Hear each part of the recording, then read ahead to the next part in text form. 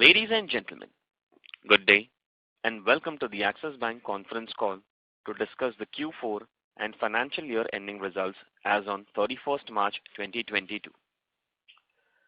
Participation in this conference call is by invitation only. Axis Bank reserves the rights to block access to any person to whom an invitation has not been sent. Unauthorized dissemination of the contents or the proceedings of the call is strictly prohibited, and prior explicit permission and written approval of Axis Bank is imperative. As a reminder, all participant lines will be in the listen-only mode, and there will be an opportunity for you to ask questions at the end of the briefing session. Should you need assistance during the conference call, please signal an operator by pressing star then 0 on your touchtone phone. Please note that this conference is being recorded. On behalf of Axis Bank, I welcome all the participants to the conference call once again. On the call we have Mr. Amitabh Chaudhry, MD and CEO, Mr. Puneet Sharma, CFO, Mr. Rajiv Anand, Deputy MD, Mr. Ravi Narayanan, Group Executive and Head, Branch Banking, Retail Liabilities and Products, and Mr. Sumit Bali, Group Executive and Head, Retail Lending and Payments. I now hand over the conference to Mr. Amitabh Chaudhry. Thank you, and over to you, sir. Thank you, Nirav. Good evening and welcome everyone. Financial year 22 was yet another extraordinary year. You could say these kind of years are coming thick and fast now. We had the impact of wave 2 in the first half, a strong rebound thereafter, and macroeconomic headwinds because of war and rising inflation by the time we ended it. At Axis Bank, we took these uncertainties in our stride and viewed them as opportunities to redraw the baseline in multiple business segments. We gained market share in them, and we made significant progress on our journey of distinctiveness. This has been possible through the collective efforts of our employees and partners who serve the needs and aspirations of our customers. I will share with you how we have fared on the execution of our strategy in the years gone by. Puneet will give you the details of the financial performance. We focused on the 3 core areas of execution to move forward on our GPS strategy.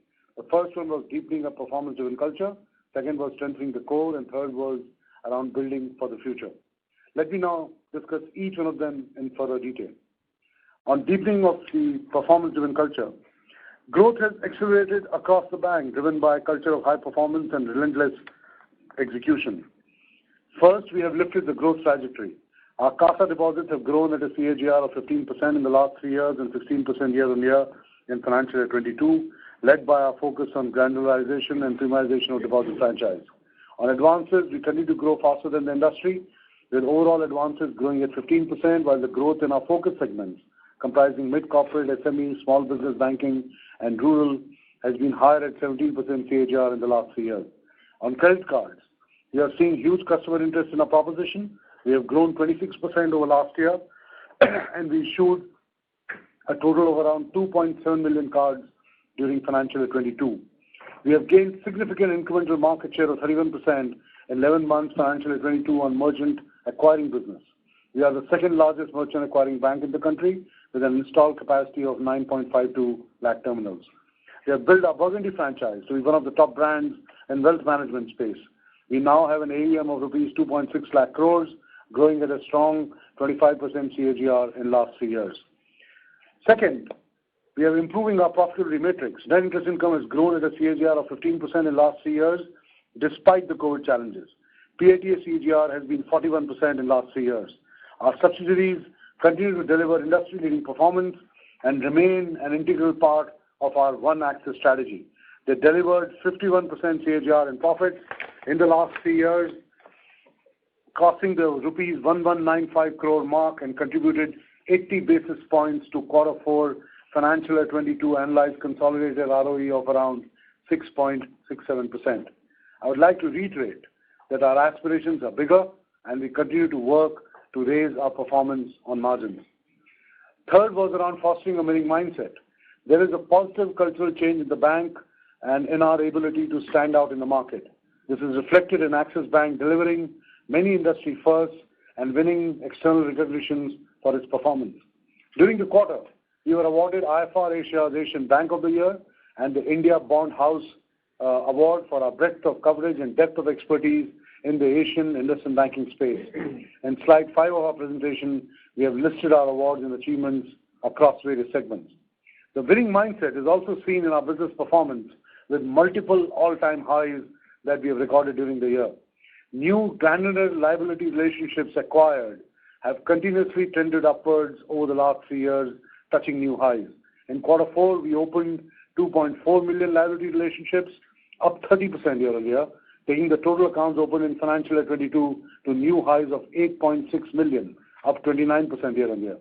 We added highest number of salary accounts during the year, 1.5 million new accounts with all-time high balance contribution from them, reflecting growth in both quality and quantity. On the wealth management side, we saw highest ever gross mutual fund sales of over rupees 21,200 crores and alternate investments over rupees 2,300 crores in the year. We issued our highest ever quarterly new credit cards at 1.1 million in quarter 4. In February 2022, we were the largest issuer of credit cards on net basis in the industry. We crossed a significant milestone of 2 million Flipkart Axis Bank credit cards in force. We also entered into a strategic partnership with Airtel that will help us to offer credit cards and various digital financial offerings to Airtel's 340 million customers. There are more partnerships in the pipeline. Retail disbursements of quarter 4 financial 22 were highest ever for any quarter, growing 21% year on year. The acquisition of Citi's consumer banking franchise further builds on this momentum and reflects our desire to win in our focus customer segments. Our One Axis philosophy has been a key area of distinctiveness in the wholesale banking segment. In SME, we have seen highest ever contribution from new business underwritten during the year at 53%. Similarly, in mid-corporate, we have seen high CAGR growth of 36% over the last 2 years. Our second pillar was strengthening the core. I start with building a strong balance sheet. Sustainability continues to remain the foundation of the bank's GPS strategy. We have taken concrete actions towards strengthening our policies, processes, and controls. Our legacy asset quality issues are firmly behind us, as the numbers show.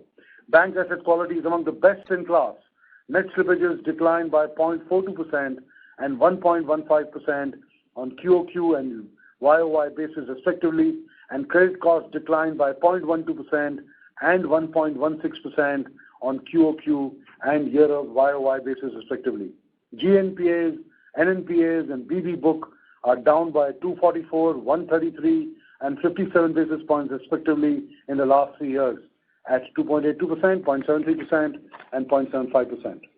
We hold cumulative non-NPA provisions of rupees 12,428 crores and standard asset coverage ratio of 1.77%, amongst the highest in the industry, with one of the lowest restructured portfolios of 0.52%.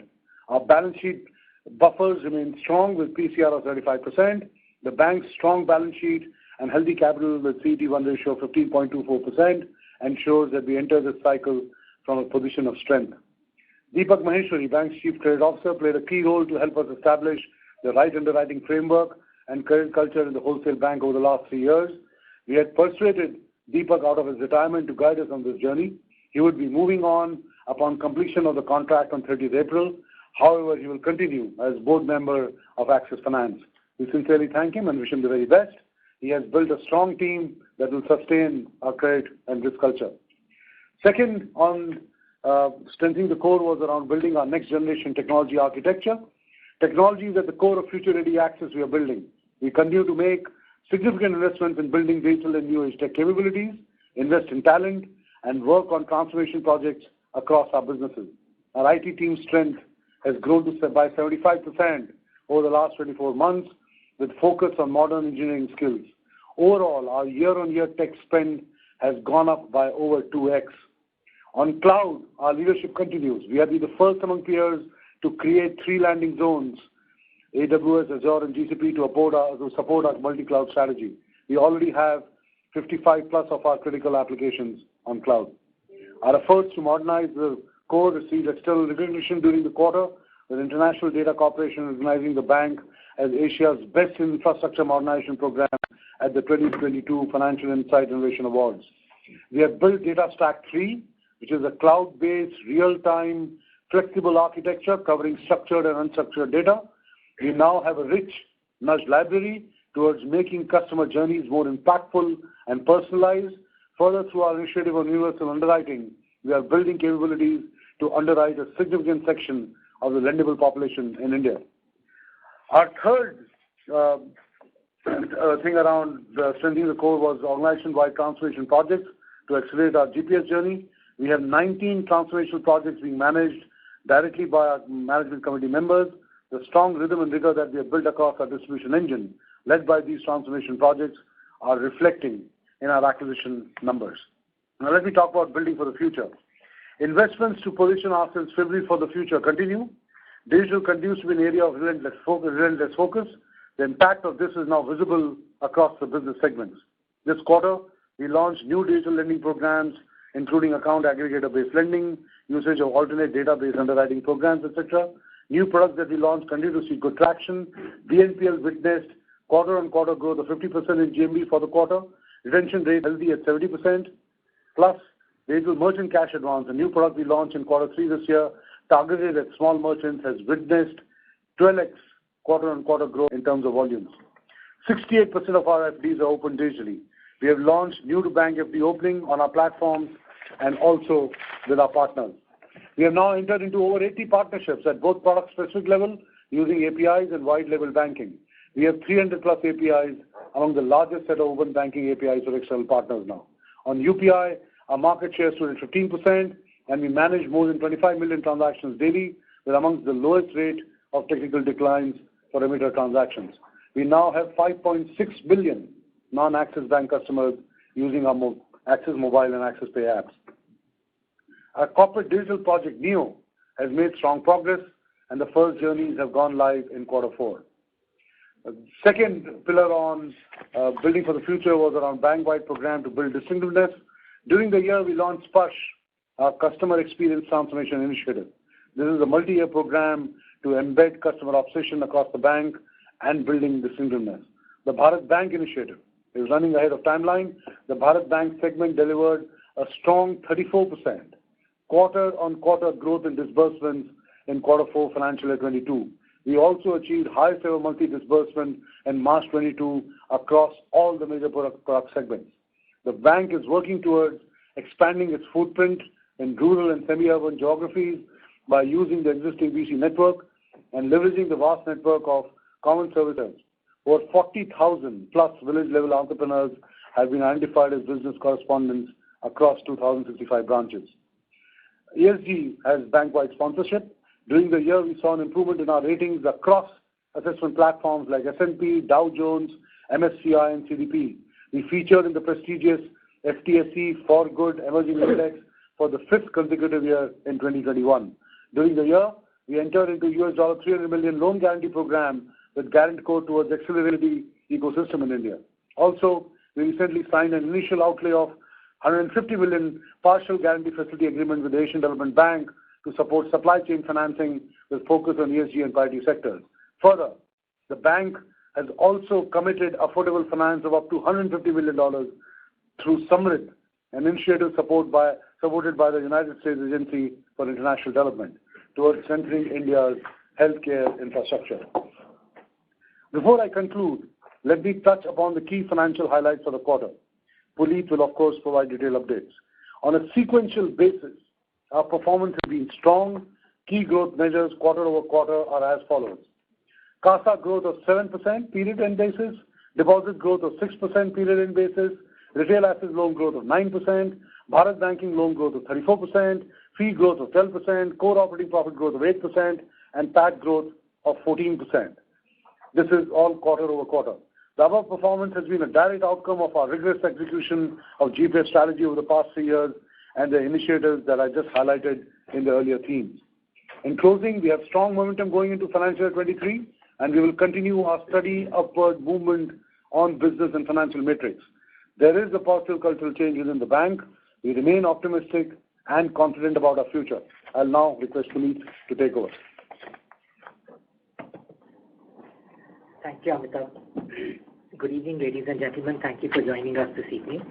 I'll discuss the salient features of the financial performance of the bank for Q4 FY22 and FY22, focusing on our operating performance, capital and liquidity position, growth across our deposit and loan business, asset quality, restructuring and provisioning. We have consistently stated that we are focused on strengthening our core businesses and ensuring that our balance sheet is resilient across cycles. I'm happy to state that we have been able to deliver on both objectives. Amitabh spoke at length on the progress made on each of our businesses and transformation initiatives and key sequential metrics. My focus hence will be on our financial performance. Our operating performance is robust. YOY improvements are reflected through growth in net interest income, operating profits and PAT. On a sequential basis, business traction is visible through strong growth in granular retail fee, core operating profits and PAT. Net interest income for Q4 FY22 stood at 8,819 crores, representing a YOY growth of 17% and a sequential quarter-on-quarter growth of 2%. Rupees 83 crores of net interest income was prudently reserved as it related mainly to realized interest on an NPA investment account where principal is still outstanding, a contested arbitration order where interest has been awarded against the bank and some miscellaneous items. This has adversely impacted NIMs for the quarter by 4 basis points. NIM for Q4 FY22 stood at 3.49% at the higher end of our indicated range last quarter of 3.45 to 3.5%. NIMs declined sequentially 4 bps and 7 bps respectively. Improvements in NIMs over the medium term will be driven by balance sheet mix shift from investments to loans and within loans the currency segmental and product composition towards better yielding assets, continued improvement in low-cost deposit base and the quality of our deposit franchise, and reduced share of low-yielding RIDF bonds. At 3.54% of assets in March 22, down from 4.75% of assets as of March 21. The improving liquidity franchise has resulted in cost of deposits declining 25 basis points YOY. The bank has been improving the risk profile of its loans. Our NII as a percentage to average risk-weighted interest-earning assets stands at 7.11%, improving 20 basis points YOY. Non-interest income for Q4 FY22 stood at 4,223 crores, representing a YOY growth of 19% and a sequential Q-on-Q growth of 10%. Our fee income stood at 3,758 crores, growing 12% Q-on-Q. 91% of our fee is granular. The fees for the quarter is after giving effect to some customer-focused actions taken by the bank, including reducing fee across many charge types, mainly in the retail liability area in Q3. Despite that, total retail fee grew 14% YOY and 14% Q-on-Q. Fees on retail assets excluding cards grew 41% YOY, 16% Q-on-Q. Fee from third-party distribution grew 23% YOY and 31% Q-on-Q. Our transaction banking fee grew 11% YOY and 6% Q-on-Q. Our commercial banking business group fee grew 4% YOY and 38% Q-on-Q.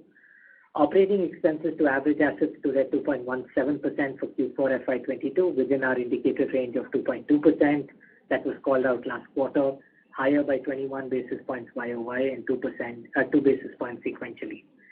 Operating expenses for the quarter stood at 6,576 crores, growing 23% YOY and 4% sequentially. The sequential quarter-on-quarter increase in rupee crore expenses can be attributed to the following reasons. 47% of the growth is linked to volume, 51% to one-time expenses, 17% attributable to collection expenses. This has been offset by BAU and statutory expense savings by 15%. One-time items for the quarter relate to reclassification of provisions into operating expenses and the proposed Citibank acquisition-related expenses debited to the P&L. Our technology spends grew 56% YOY. Technology spends stand at approximately 8% of our total operating expenses. Staff costs increased by 13% YOY and declined 3% quarter-on-quarter. We've added 7,500 people from the same period last year, mainly to our growth businesses and our technology teams. We have continued to maintain the Social Security Code provisions. The cumulative Social Security Code provision in the books of the bank now stands at 225 crore rupees. Other operating expenses grew 27% YOY and 7% Q1Q, mainly attributable to higher business volumes, higher collection expenses, one-time transaction expenses relating to the business purchase transaction. The YOY increase in rupee crores on operating expenses can broadly be bucketed to the following reasons. 38% is volume linked, 24% is attributable to investing in the future growth of the franchise and our technology related spends, 11% is attributable to collection expenses and statutory expenses, and the balance 27% constitute BAU growth. Operating profit for Q4 FY22 is 6,466 crores, growing 13% YOY, 5% Q1Q. Core operating profit for Q4 FY22 is 6,235 crores, growing 9% YOY and 8% Q1Q. Provisions and contingencies for the quarter were 987 crores, declining 54% YOY and 26% Q1Q. The provisions and contingencies for Q4 FY22 include prudent additional provisions of rupees 576 crores. The bank has not utilized any of its COVID-19 provisions in the current quarter. This is entirely prudent and in no way a reflection of the credit risk on the books. The annualized credit cost for Q4 FY22 is 0.32%, declining 116 basis points YOY and 12 basis points Q1Q.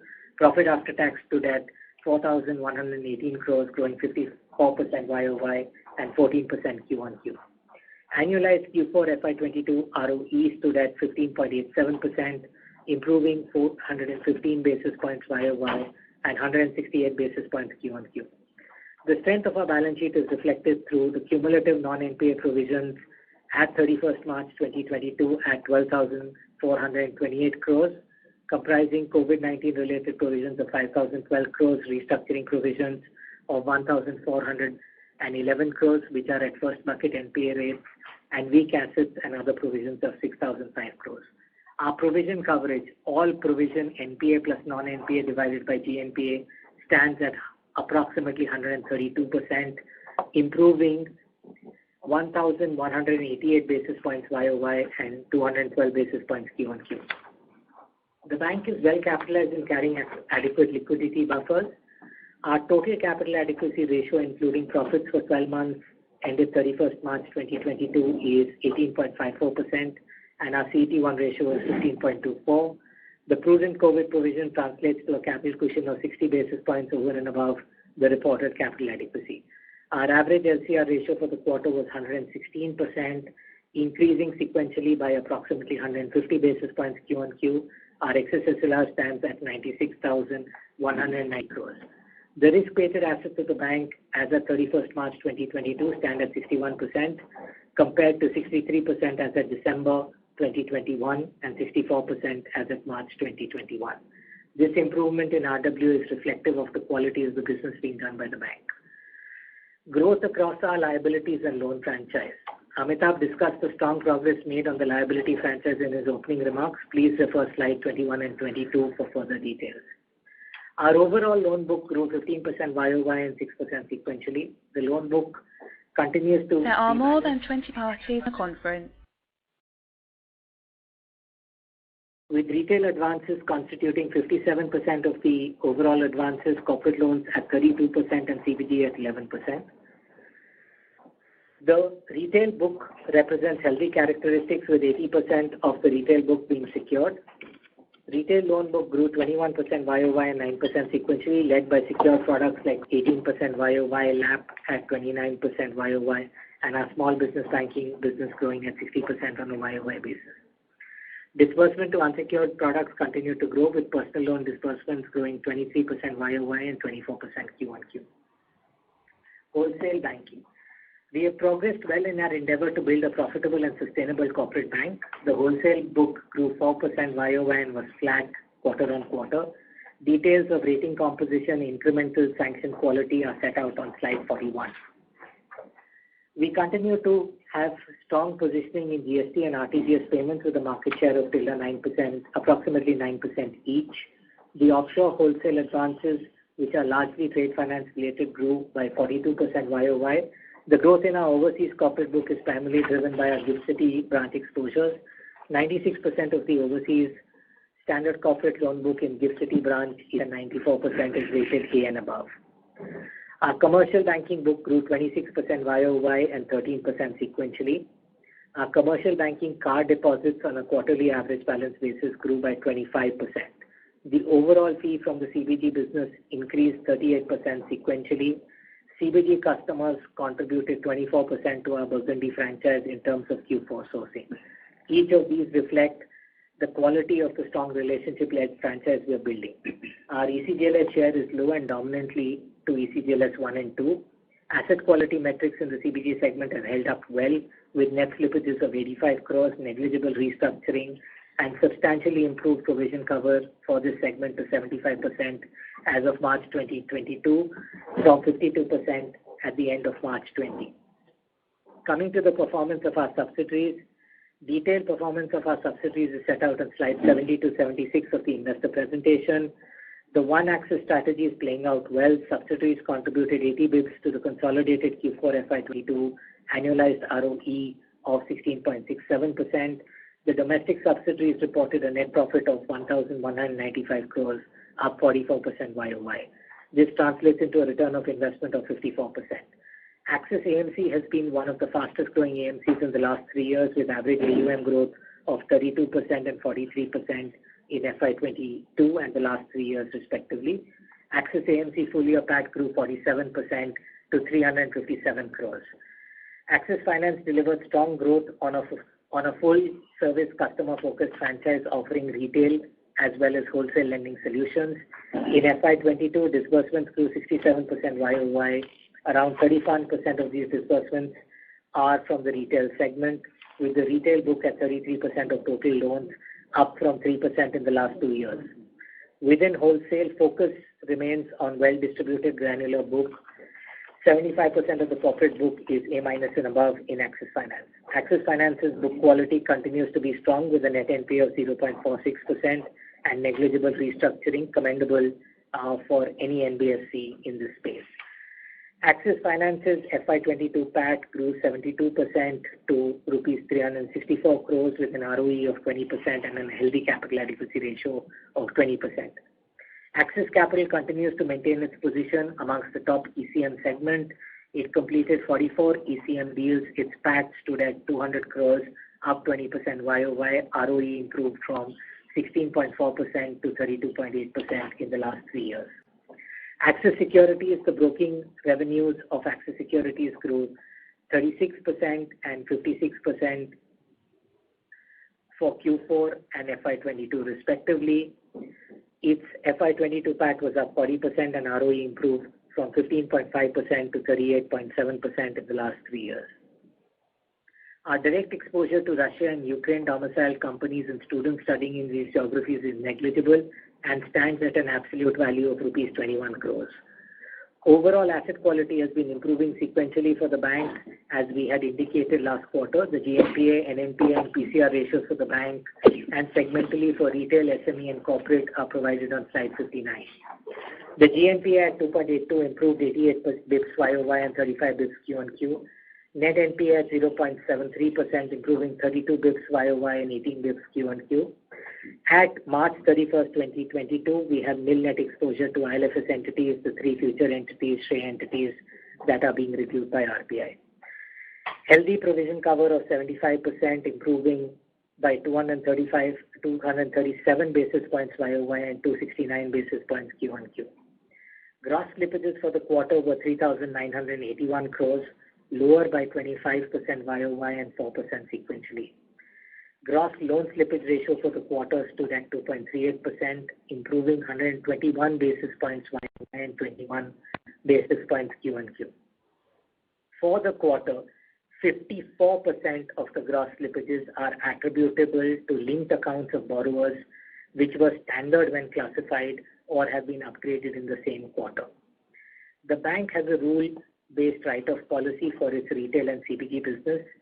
The net slippages for the quarter for the bank as a whole would be negative 502 crores, adjusted for recoveries and upgrades of 3,763 crores and recoveries from written-off accounts of 719 crores.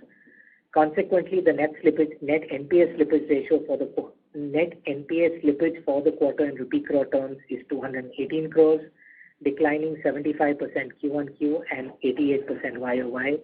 Net slippage ratio for the quarter on an annualized basis is 0.13%, improving 115 basis points YOY and 42 basis points Q1Q. On a segmental basis, retail net NPA slippage is 193 crores, CBG at 85 crores, and for the WBCG segment, we have negative net slippages of 60 crores. Standard COVID restructuring under 1 and 2 stands at 4,029 crores and is 0.52% of GCA, one of the lowest in the industry. Overall provision cover for retail for restructured loans stands at 24% with 100% provision for unsecured restructured retail loans. We collected 4% from the restructuring book during H2 FY22. Double B and below for the bank declined 26% YOY and 18% sequentially. Upgrades and recoveries in the quarter aggregated to 1,671 crores, constituting 15% of the opening double B and below book. Downgrades for the quarter were 372 crores. More details of the double B below and restructuring have been provided on slide 60 of our investor presentation.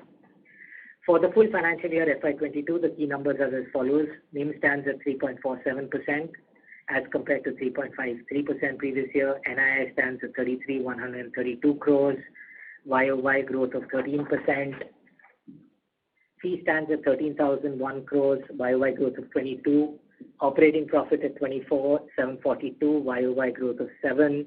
Cost to assets at 2.17%, credit cost at 0.72%, improving 96 basis points YOY.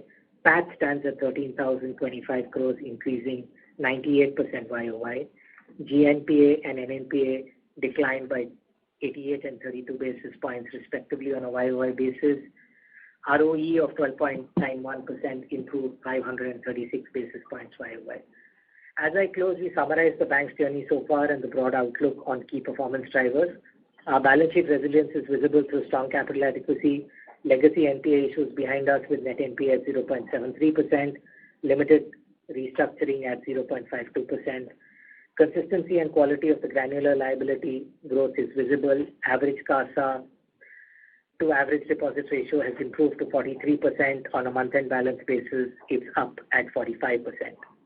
Growth in healthy granular businesses, both secured and unsecured. Focused segments like retail and within wholesale, SME and mid-corporates with better arrow continue to grow faster at 21%, 26% and 45% respectively. Consolidated Q4 FY22 annualized ROE is at 16.67%. Domestic subsidiaries now contribute 80 basis points to consolidated ROE. We remain committed to invest for our long-term future and would not hesitate to spend more on transformation projects, upfronting technology investments and granular growth. This could then lead to negative impact on cost to assets ratio in the short term. We continue to closely monitor two key variables, geopolitical risk and its first and second order impact on inflation, liquidity and growth, and any potential future COVID waves and resultant government policy action thereon. We would be glad to take your questions now. Thank you. Thank you very much. We will now begin the question and answer session. Anyone who wishes to ask a question may press star and 1 on their touchtone telephone. An operator will take your name and announce your turn in the question queue. Participants are requested to use only handsets while asking a question. Ladies and gentlemen, we will wait for a moment while the question queue assembles. Participants, you may press star and 1 to ask a question. First question is from the line of Maruk from Edelweiss Financial Service. Please go ahead. Yeah, hello. Hi.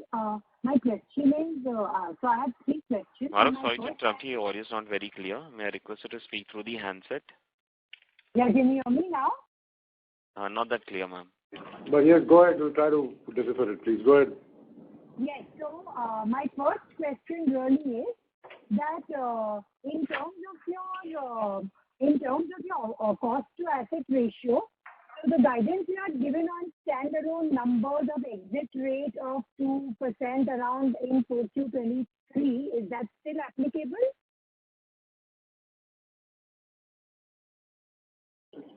Maruk, to your question, yes, we had indicated previously that we will exit FY23 at a 2% cost to assets ratio.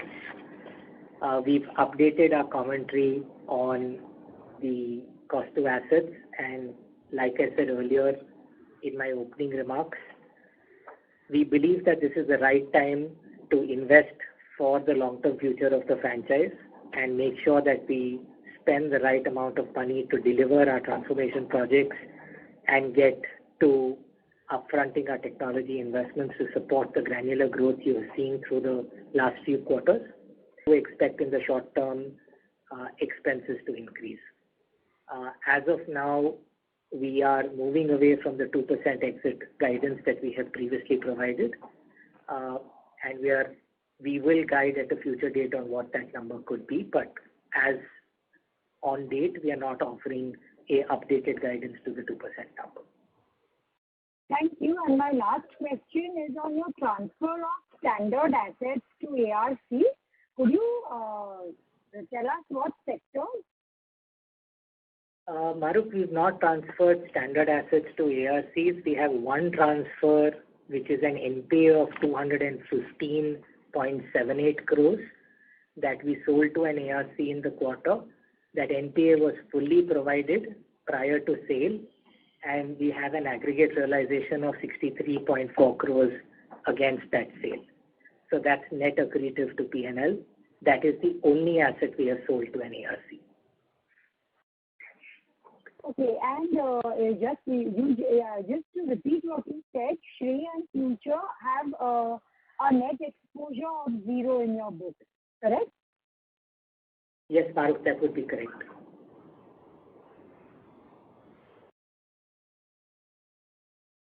Yes, Maruk, that would be correct. Maruk, do you have any follow-up question? No, thanks. Thanks a lot. Thank you. Thank you. Participants, you may press star and 1 to ask a question. The next question is from the line of Rohan Mandora from Equirus. Please go ahead.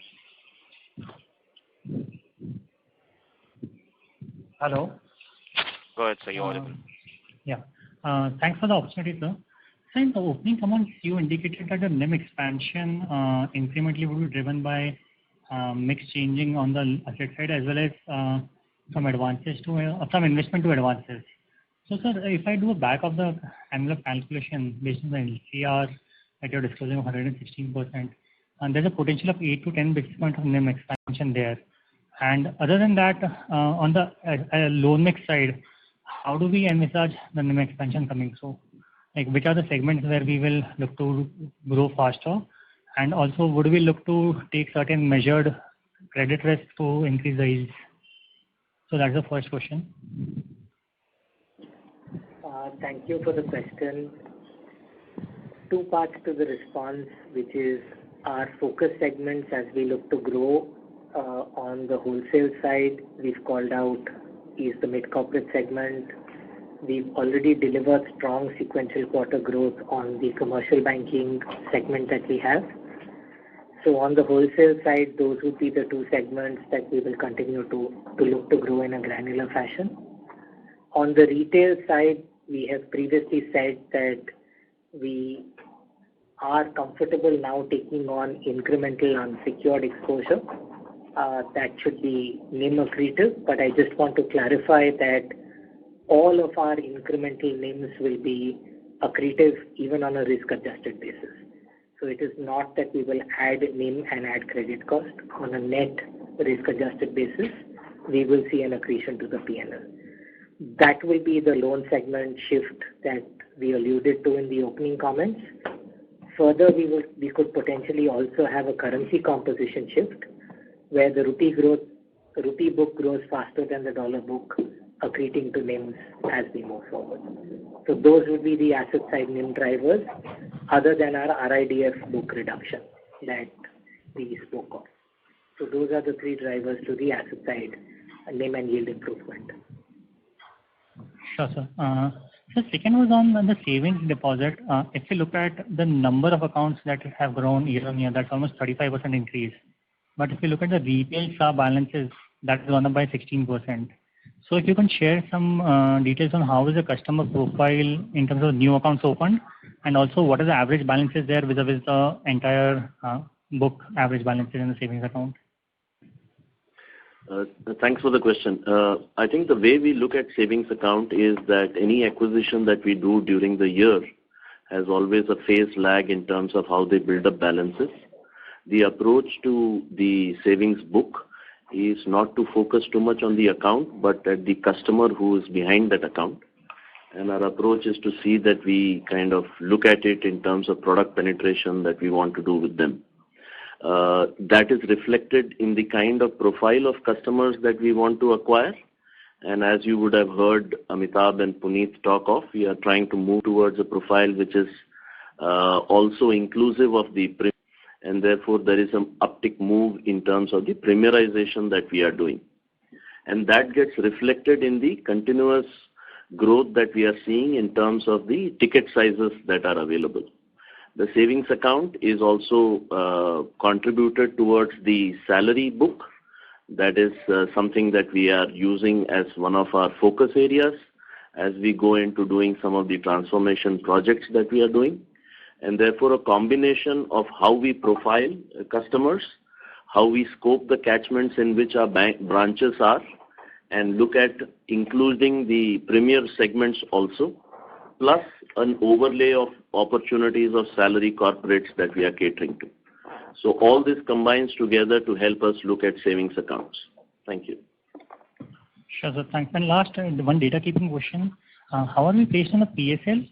And what will be the share of total deposits in the Burgundy AUM? Thank you. So as far as PSL is concerned, this year we have met the PSL requirements for the second year in a row across all the categories. Obviously, whatever money we spent in buying certain certificates has obviously been taken through the P&L. We could not understand the second part of your question. You had some other question also. What is the total deposits within the Burgundy AUM? We don't disclose that amount separately. We disclose the Burgundy AUM on a consolidated basis. The Burgundy proposition and its delivery are set out on slide 37 of our investor presentation. Sure, sir. Thanks a lot. Thank you. The next question is from the line of Adarsh from CLSA. Please go ahead. Hi, team. Couple of questions. One on the retail TD momentum. Can you explain what's happened? It's been quite sluggish, slow. Large part of the growth being funded by wholesale TD. Adarsh, we are struggling to understand you. Can you come closer to the phone? We are catching only bits of what you're asking. Okay. Sorry, I'll try and repeat that. So the question was... No, much better. Much better. Please go ahead, yeah. Yeah, Amitabh, the question was, what's happening in the retail TD? The momentum's just been too sluggish in the last few quarters. A good part of the growth's been funded by wholesale TD. So I think, others, thanks. What we are trying to do is look at retail TD as a vector where we are trying to address constitution-based approach. Our entire effort through the last couple of years has been to correct our approach towards the individual side. And while it is slow, but there has been some stock corrections on the constitution side that we have been parallelly doing. And a combination of that, hopefully as we go forward, a focus on the individual and small business element will see us getting an improvement over the next few quarters. So that's the way I would put it. So it's a part correction as well as increased focus which is going to take us there.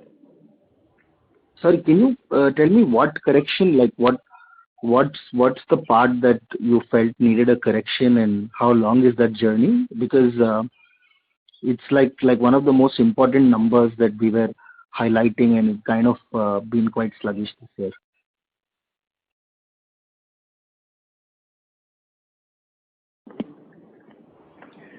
No, so the correction is based on the fact that our past few years, as we started this journey a couple of years back, our effort had been to ensure that we moved from what we call as constitution-based non-retail term deposits to individual focused term deposits. And our product penetration on the term deposits in the individual space, as I mentioned in the earlier question on savings, is what we have been trying to, kind of get the engine moving on.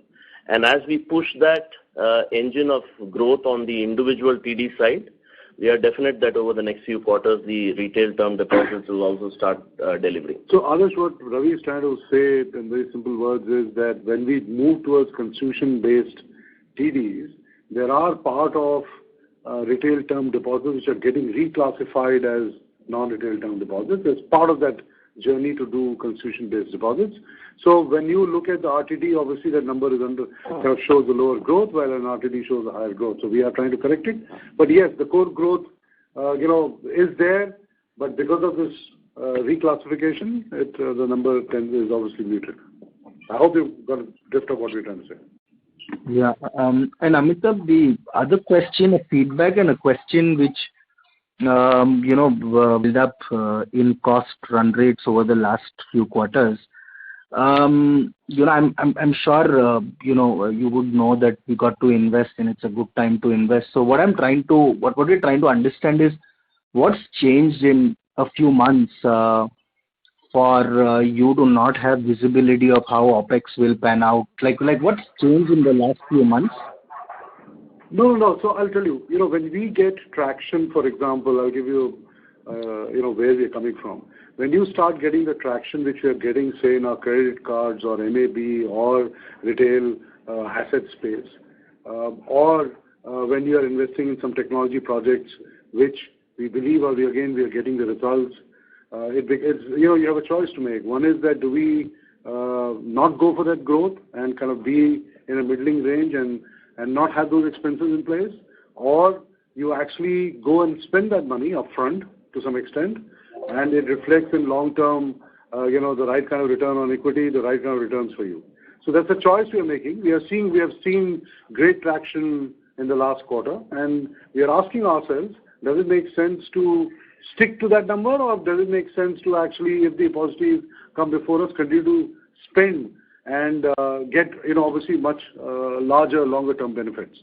So that's point number one. Second, if you look at our net slippages, if we spend the right kind of money on collections, we are seeing a better return in terms of what we are collecting. Expenses are coming in the expenses line, the benefit is coming in some other line, right? So, we are continuing to meet our requirements for PSL, and obviously that also goes to the P&L. So there are some of these expense items where the choice is between sticking to a cost to revenue line or saying that no, if we spend this, it's good for the long term and the return on equity for the bank. So that's the choice you're making. Nothing has really changed. We are seeing better traction. The momentum is there, and we don't want to restrain ourselves because we have talked about expense to revenue number. Hopefully we can balance it. When we have a better idea, we'll share it with you. And is there a thought that because the credit cycle is like quite benign, right? Every bank's reporting undershooting of credit cost.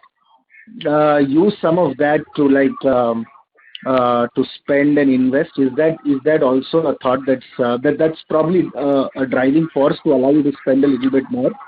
I mean, we are very clear. We have worked too hard to get to this level of our assets profile and what kind of quality of assets we have created. So within the risk guardrails which we have set for ourselves, we do believe opportunities exist. Our market share and advances have gone up to 6%. We do believe, and you look at the numbers, for example, in Bharat Banking. So we do not want to restrain some of our businesses by saying, because we have to meet a cost to revenue guidance, we are not going to allow it to grow. So if the policies are out there, which we are seeing as we speak, we will grow, but within the defined risk guidelines. So I just want to be clear.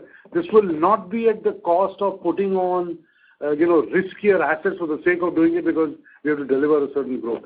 But yes, when we do it, there are some upfront expenses which are required. You have to invest in the infrastructure and resources. When you're working with partners, some upfront spend is required. And we will obviously be assessing each of these opportunities and deciding whether it makes sense to grow that much faster or at a lesser pace, which could mean that it could come in the way of our 2% cost of revenue. As and when we have a better idea, we'll share it with you. Perfect. That's good, Amitabh. Best. Thank you. The next question is from the line of Kunal Shah from ICICI Securities. Please go ahead. Yeah. Hi. So the question was on the employee side. When we look at it, the quarter-on-quarter decline in the employee count, and we are seeing that impact even in terms of the lower employee cost. So what is actually getting into almost like 750 odd employee count being lower quarter-on-quarter? Well, it just shows our ability to be able to manage costs when we want to. I think it was very important for us. We had invested in the business. It was important to ask ourselves, are the resources productive to the extent we want? Are we getting the, whatever we need to get our resources? As a result, as the management team, we decided that we need to tighten our screws a little bit. And in that process, when we did that, we were able to obviously see a reduction in staff costs, which should tell you that we're not just throwing people at revenues. We are being very conscious of, are we getting the right productivity in all of the businesses. The mantra will continue to use in this current year and the years going forward. So everyone is being asked to justify when they're spending money as to how the productivity numbers are moving, and this obviously includes both costs of people employed by the bank directly and through outsourcing. So that is being watched very, very carefully. Sure. And secondly, in terms of this notes to account, is the loans which are transferred on the corporate side. So what is the nature of these loans, and is anything to do with the provisioning? Because last time when we look at it, standard and the non-NPA provisioning was 13,400. Now that is down to 12,400. So what is the impact of that 1,000 odd crores which is coming off on a quarter-on-quarter basis? So Kunal, two things. First and foremost, let's talk about the standard asset provision. You would recollect that at the end of quarter 4 of last year, we had 100% provision on security receipts.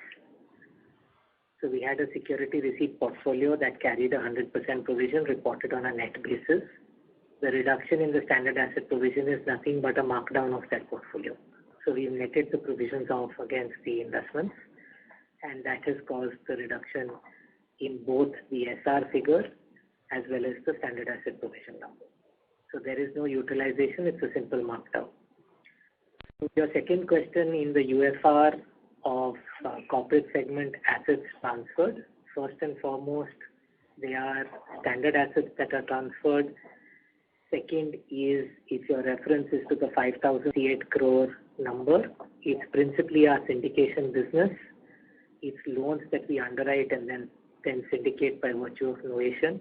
That is the outflow disclosure as required by RBI. So there is an inflow number and an outflow number, both relate principally to our syndication business. Kunal, do you have any follow-up question? Yeah, just one last question in terms of when we look at the net NPA and the BB and below book and the overall provisioning that we are carrying, and the trend has also been declining. Are we very much confident in terms of how the credit cost would pan out, and would we like to give some guidance for FY23-24 because it has surprised also over last 3 quarters?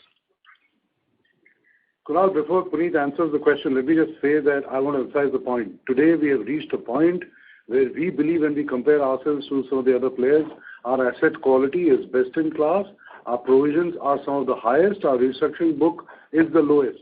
And it is not driven by what we are seeing in our portfolio desire to become a conservative financial institution in terms of policies and procedures we follow. I just want to register this point is very, very important because we've worked very hard to get here.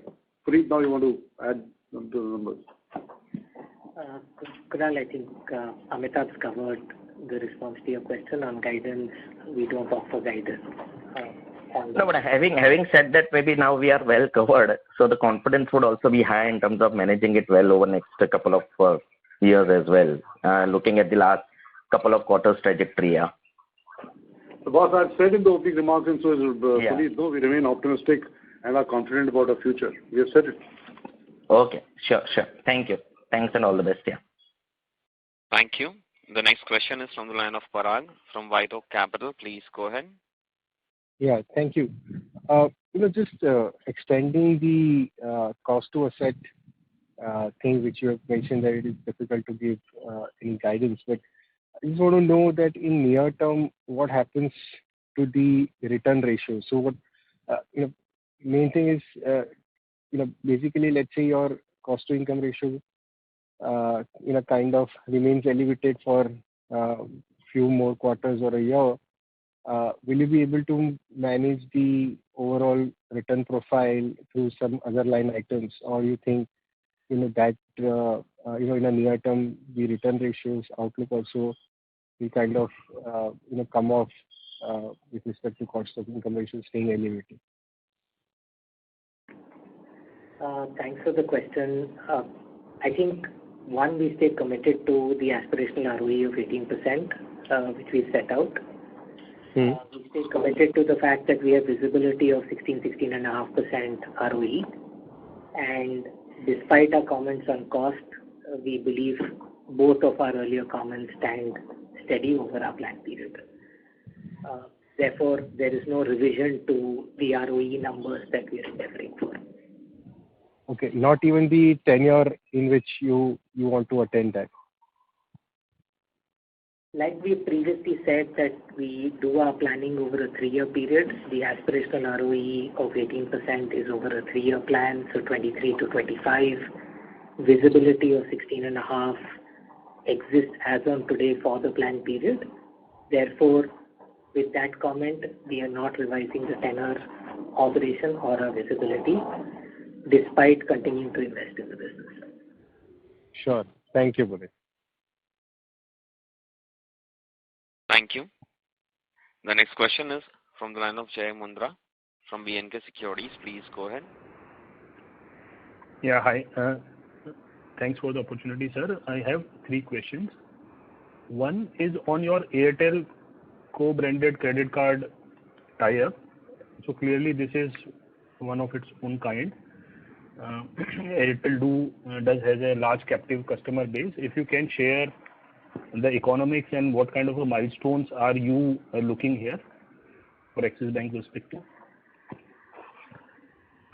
See, clearly we started this journey with the largest, this Sanjeev Moge, I take care of cards business. So we started this journey with the Flipkart partnership, which we started from July of 19. Since then, we've struck a large partnership with Google as well. And Airtel was a large opportunity which we cracked, this is around mid of last year.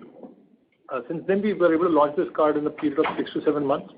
It's a very large franchise. Obviously, all of us are very, very well aware of Airtel. We believe with the capabilities we've developed on risk, on technology, and experience for the customers, we have the ability to forge a winning partnership with Airtel. It has just started. It's been less than 60 days. Actually, we launched it somewhere around I think around 10th of March or so. So it's been only, as we talk for the results, first 20 days of March. We see a healthy traction and we will continue to see gains as we go along. You want me to elaborate something more? I'm happy to do it.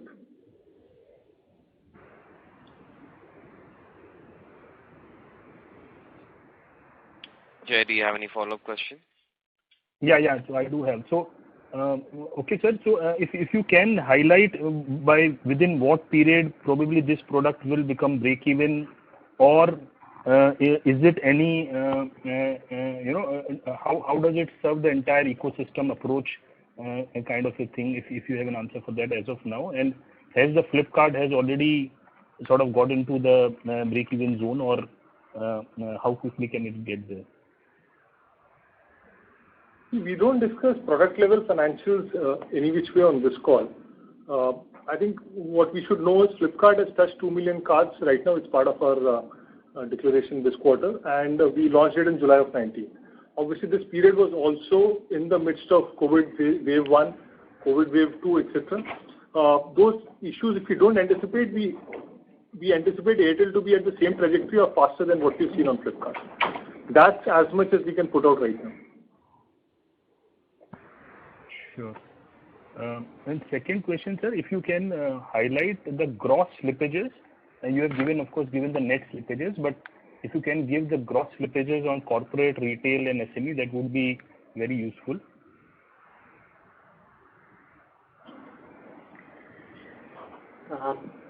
If you look at it, our retail versus wholesale gross slippages would be 63% retail, 37% wholesale, which is wholesale plus CBG put together.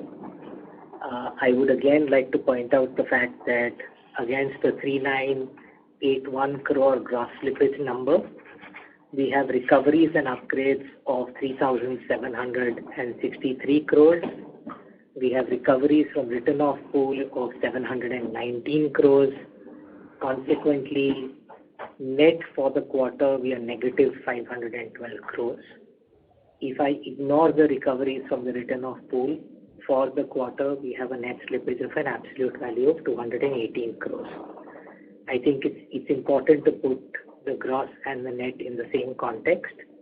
Additionally, 54% of the gross slippage is attributable to linked accounts that were standard when classified as slippage, plus other standard accounts that slipped and recovered in the same quarter.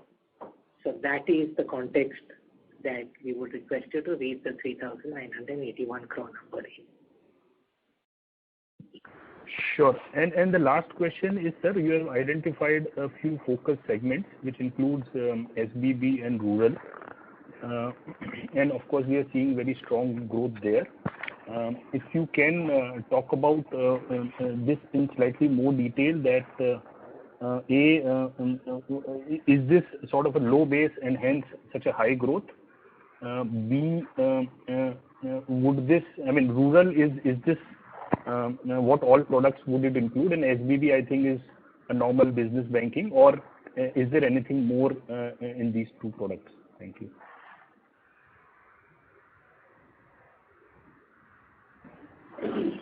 Hi, this is Sumit here. So SBB for us is small business banking. It's typically comprising 80% of secured business, which is less than 1 crore ticket size, average ticket size of about 65 lakh, and that's secured. And it also comprises of the balance 20% is the unsecured business installment loan. Both are strong business segment for us, and we would like to grow them. The numbers speak for themselves, and we continue to invest in these to have good growth ahead. And these are closed business, so you can imagine it creates a very strong value proposition at the entire banking level. Thanks. Hi, this is Manish Sharda.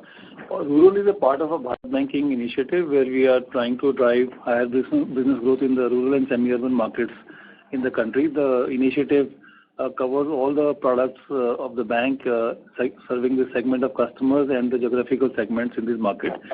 So all the rural lending products like farm finance, farm equipment finance, gold loan, microfinance products, etc. All the retail assets and liabilities in our rural and semi-urban markets are part of this initiative. We believe that driving this deeper into this market will help us achieve our higher growth ambition, higher NIM ambition, help us get more accretive PSL business, as also drive more liability growth in these markets. Sure. Thank you and all the best. Thank you. The next question is from the line of Nilanjan from Nomura. Please go ahead. Hi. I hope I'm audible. So quickly on that recovery on return of assets, where is it coming from? Any color?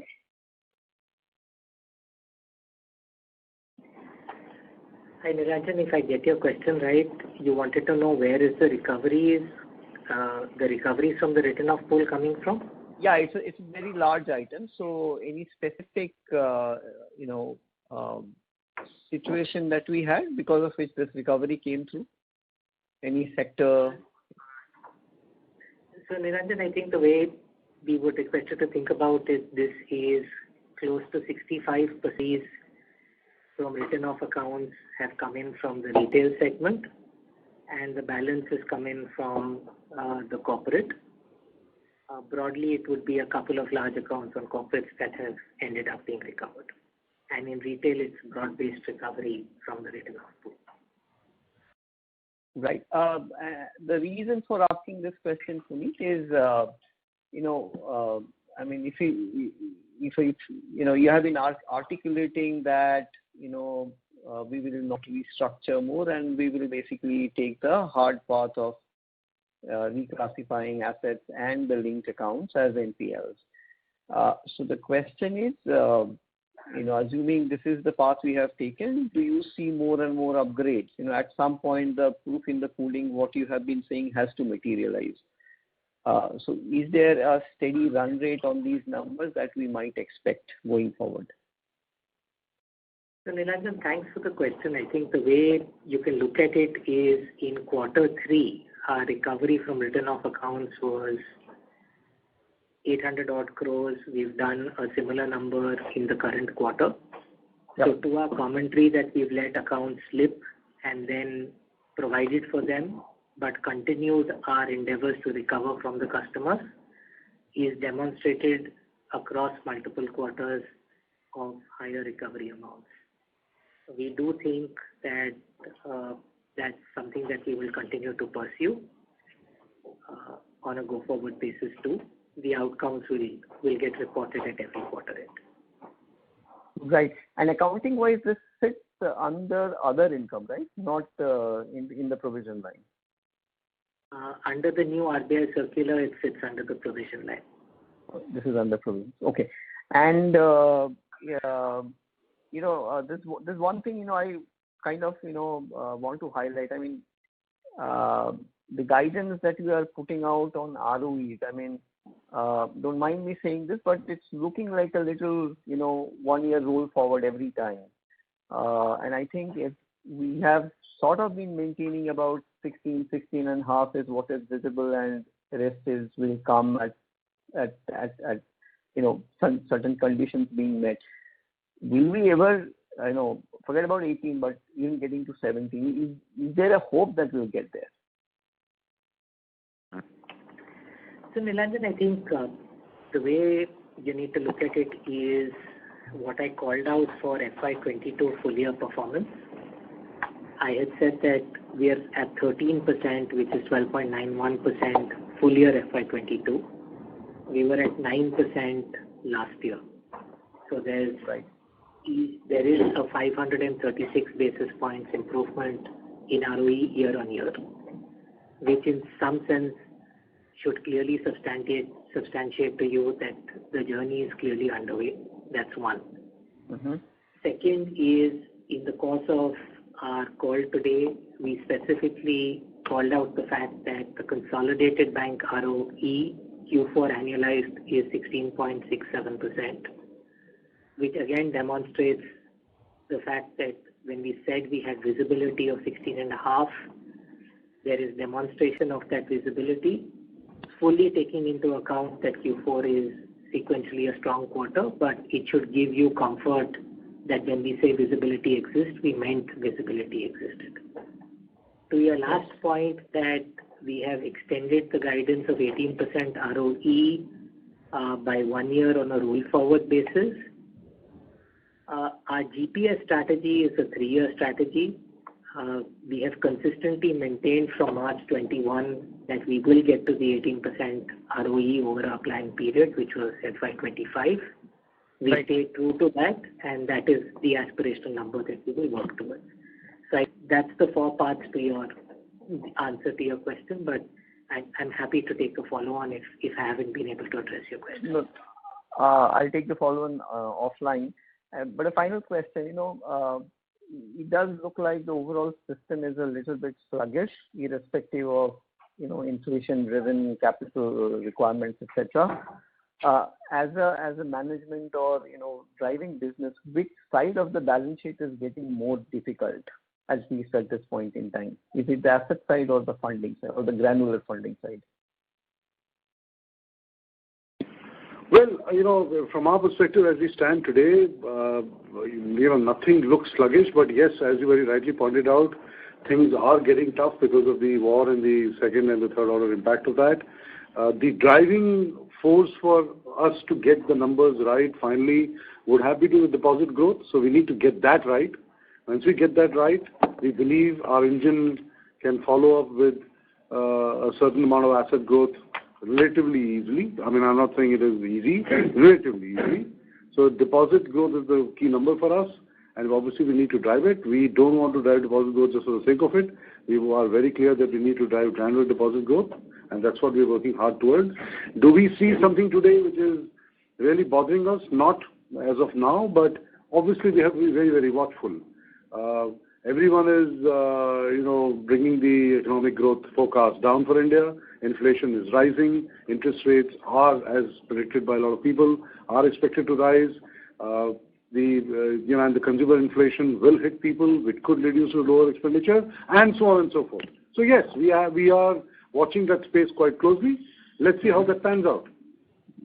Perfect, Amitabh. Thank you. Thank you. Thank you. The next question is from the line of Krishnan from HDFC Securities. Please go ahead. Yeah, hi. Are you able to hear me? Yes, sir, we can. Yes, we can hear you. Thank you. Yeah, sure. Thanks. So just one particular point which has been structurally visible with Axis, and just wanted your views on that, was more around the fact that you have worked very hard to get to the asset profile and the asset mix and the shape of the asset quality that you have gotten over the last 4 years. And because of that risk-off approach, pricing power on the asset side something that you're finding difficult to probably imbibe? And hence, are you having to work too hard on the cost side? That's what I'm trying to get at. See, I think if you look what I had said, the focus is really on increasing NIMs and focus on delivering 18% ROE. And so therefore, in an environment where pricing is extremely competitive, particularly at the short end for the larger corporates, our strategy of building out a granular book through our SME, i.e. CBG, and mid-corporate is working well. And so therefore, it's not a question of risk aversion. I think, the point that the previous speaker spoke about is that in general, the credit risk environment is benign and is expected to be benign into the foreseeable future. The issue in the large corporate space is really about pricing. And I think pricing, we do believe, will begin to improve when credit growth, particularly in the large corporate side, begins to increase, A. And B is when repo rate, etc., begin, the first sign or first action by RBI will start to my mind, begin to improve pricing on the large corporate side. Having said that, we continue to deepen our relationships with the large corporates. It's not as if we are not doing business with them on other fronts. Amitabh mentioned the fact that our One Axis strategy is working well with the large corporates, and we are now the IFR's Asian Banker of the Year. We continue to serve our customers across the capital structure, whether it is domestic equity, global bonds, local bonds, loans, etc. So some of these fees are sitting in our own fee line, and some of it is sitting in, for example, in Axis Capital's fee incomes. And therefore, as long as we are able to deliver sustainable RAROC with these relationships, we are quite satisfied.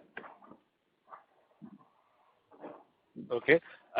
The other query I had was around the cards business. I know there was a little bit of discussion around this, but just the acquisition of the Citi, portfolio, right? It's a great asset to have at probably a good price as well. But generally, your approach towards running the cards business has again been a little risk averse. You have stuck to, existing to bank customers. How are you sensing your own maturity in that business in terms of being able to re-risk the portfolio? Okay, I'll not touch anything on Citi because that deal will take some time to actually fructify. I'll just talk about our strategy. We went cautious on risk in FY21 as we saw the risk profile change. With COVID, first the fact that wave came in, it impacted the economic cycle in the country. We went cautious at that point of time. as we have seen that change in FY22, we have taken steps ahead. You can look at our acquisition momentum for last quarter 3, we did 7.5 lakh plus cards, highest ever for us. This quarter we've done 1.1 million plus. We are confident the number of cards we put out in March is the highest in the industry ever. So these numbers are strong. What we have now with our portfolio, with our partnerships is a very solid momentum which we expect to continue. Second, we used to be a ETB dominant acqui strategy, acqui channel focus. Today, 30% plus of what we do is not existing bank customers. They are what we call some part NTB, which is new to bank, acquired from the market, but through a very different channel. It's not DSA sourcing, etc. Second part, what we call known to bank, which is people known to partners of ours. They could be customers of Flipkart, they could be customers of Google, they could now be customers of Airtel as well. Between these, we believe the risk profile is much better than what we see in NTB. However, the spend and usage patterns are very, very healthy. We believe this strategy is going to work. Risk profile is good, spend pattern is pretty good, and the momentum we have seen right now in quarter 3 and quarter 4 will continue. We have not been risk averse. I don't know where that's coming from. Okay. No, I mean, I just meant the number one on the ETB, NTB, and also the fact that leverage, consumer leverage on our portfolio is generally a little lower. But anyways, I mean, I think you have answered both of these. Thank you. Thank you very much. I now hand the conference over to Mr. Puneet Sharma for closing comments. Thank you, Nirav. Thank you, ladies and gentlemen, for taking the time to speak with us this evening. Please do reach out to us if there are any questions that remain unanswered. We'd be happy to take them on and address them at a future date. Thank you. Have a good evening.